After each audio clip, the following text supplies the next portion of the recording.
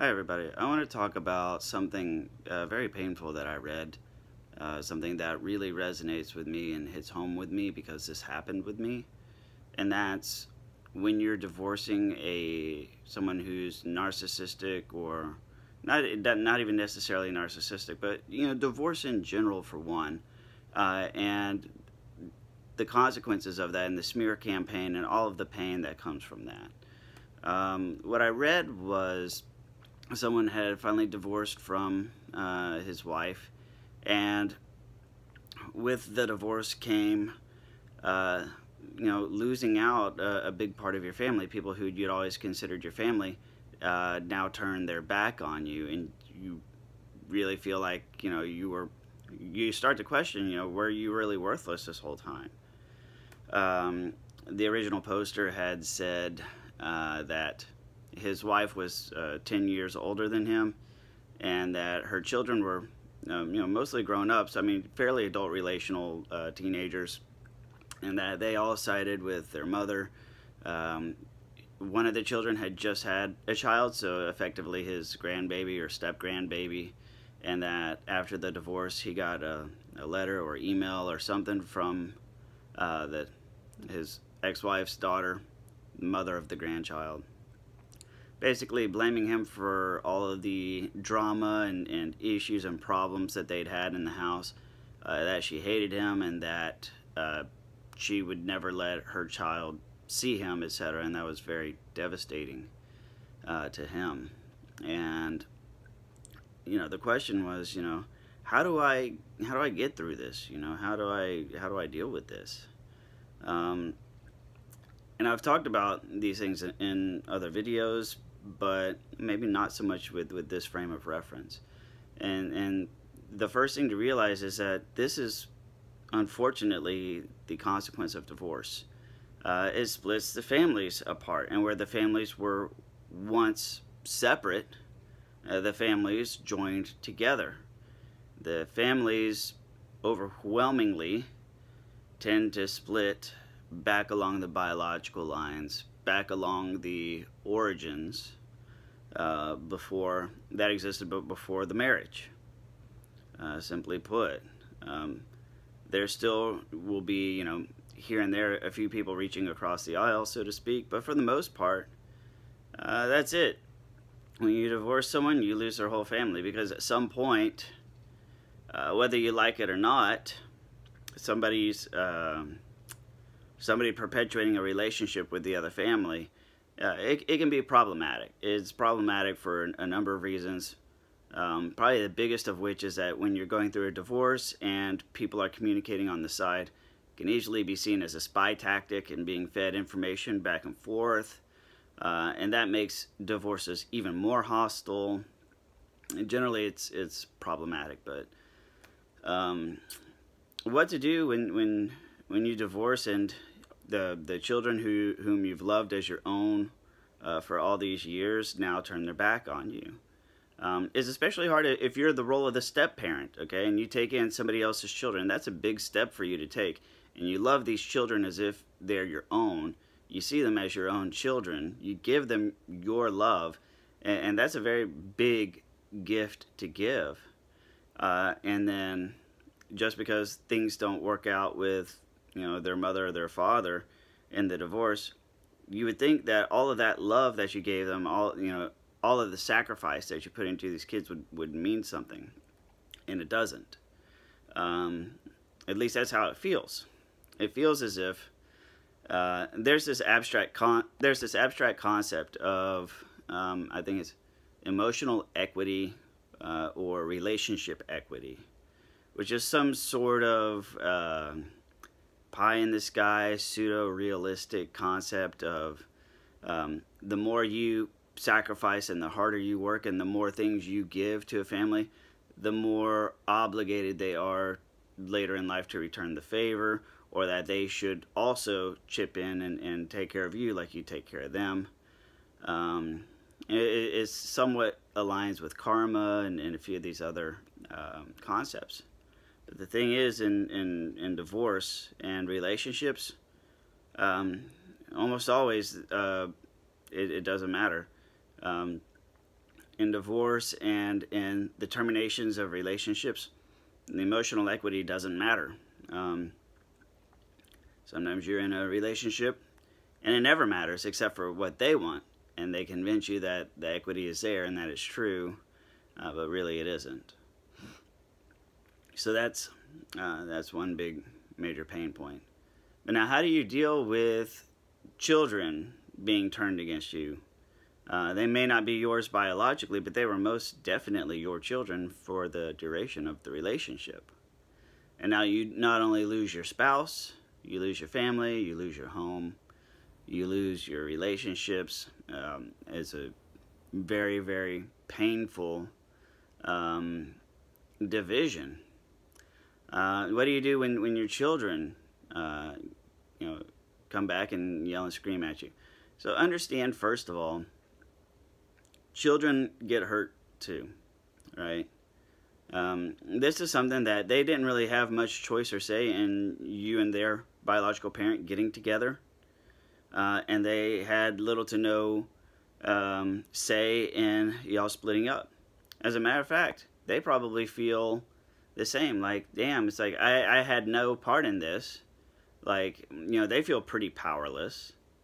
Their lives are being turned upside down for no good reason. Why? Because mommy and daddy can't play nice. Apparently the house isn't big enough, and apparently they're not mature enough. And so, I mean, the division is felt, very strongly by the children, and they have very little say or control over what goes on in the house. So the only thing that they can control to, levy, their feelings and feel like they have some sort of control is in the emotional aspects. So, of course, they're going to be very angry and very frustrated because they are hurt, okay? And when they're hurt, they have very few recourses in which they can express their pain. Very rarely do you see somebody who has a massive pain or massive injury, like a broken leg, and being cool and calm about it. I mean, unless they're in shock, right? But for the most part, it's like, like the Black Knight or one of these Monty Python sketches, There's a Monty Python sketch with a tiger in Africa where this dude wakes up and his whole leg's missing and he's cool as a pickle. Like, well, what's happened? My leg's gone. What do you mean it's gone? It's just sort of off. It must have been a tiger. And like, what? A tiger in Africa? So you don't see that cool, calm reaction very often. Rarely, if ever. So when it comes to children, it hurts them. It hurts them a lot. They're not always comfortable coming to adults with their feelings. They are, they have very few conduits to express themselves, and with them being emotionally immature, they're going to subscribe to the eye for an eye, and what they're wanting to do is they're wanting to make you feel what they feel. So maybe they can't put it into words, they can't express themselves, they have no control over it. So at a minimum, what they want to do is at least get you to feel what they're feeling, so you can recognize it. So it's more of that's a big part of it. What can you do? All you can do is apologize to them. And you say, I'm very, very sorry about what happened. You need to know that I was trying everything I knew to try, and it just did not work. It wasn't for lack of effort and lack of trying. I did all the things that I knew to do, and it did not work. Sometimes that happens in life.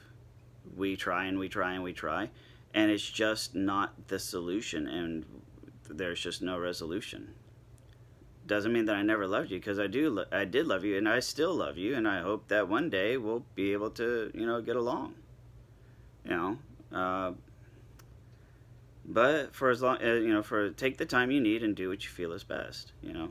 So that's sort of how you have to be with these children. Give them ample platform to speak their mind, speak their heart, speak their feelings, because that's what they need. More than anything, they need cathartic release. That's a big part of recovery. They need to feel like you have heard them and listened to them, and that's a big part of not just children, but people in general. You don't need to defend yourself or explain yourself. All they're trying to do is to get you to feel their feelings. And if you acknowledge that you have felt what they feel, that is a very, very big first step, or second step, third step, whatever step you may be on. Regardless, adequately communicating to a child or anybody else that you have felt how they feel, or that you feel how they feel currently, or at least can understand it, is hugely instrumental to helping heal the pain for them. Because then they sort of get some closure and they can move on. They hear from you say, I understand.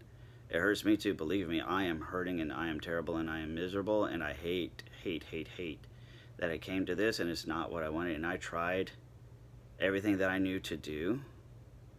I tried, and we can't all be winners all the time. I couldn't make it work.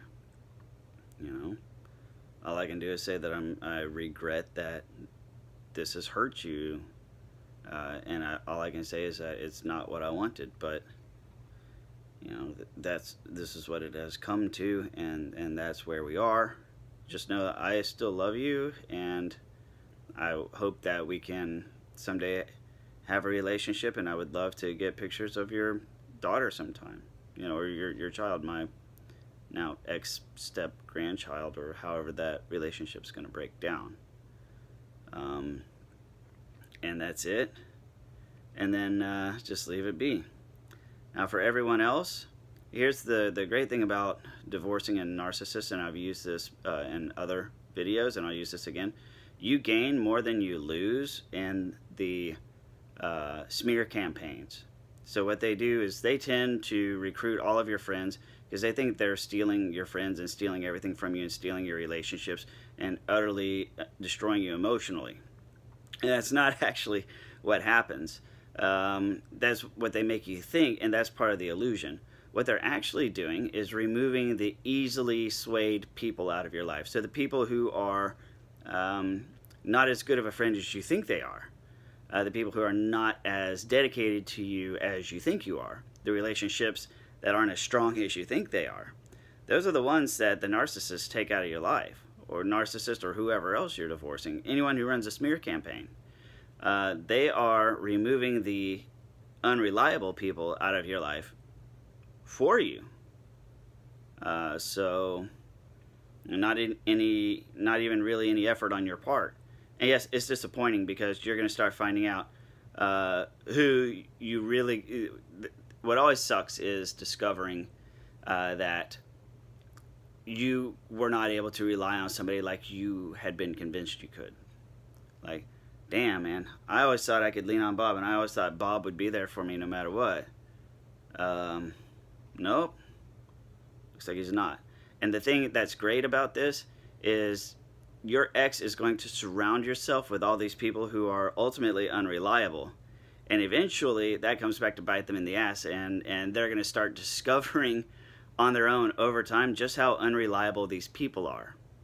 And what will happen, so long as you don't get involved with any firebombing and back and forthing or telling people that you're disappointed or anything like that, just keep it quiet, just be chill.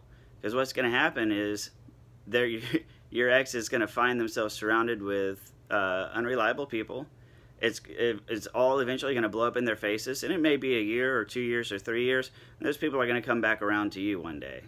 And just welcome them with open arms and say, I understand. It's not your fault. They were a liar. And that's why that's how we split up, but I'm glad you're back. I'm out of time, but thank you very much for listening. Please like, comment, or share, and I'll see you on the next video.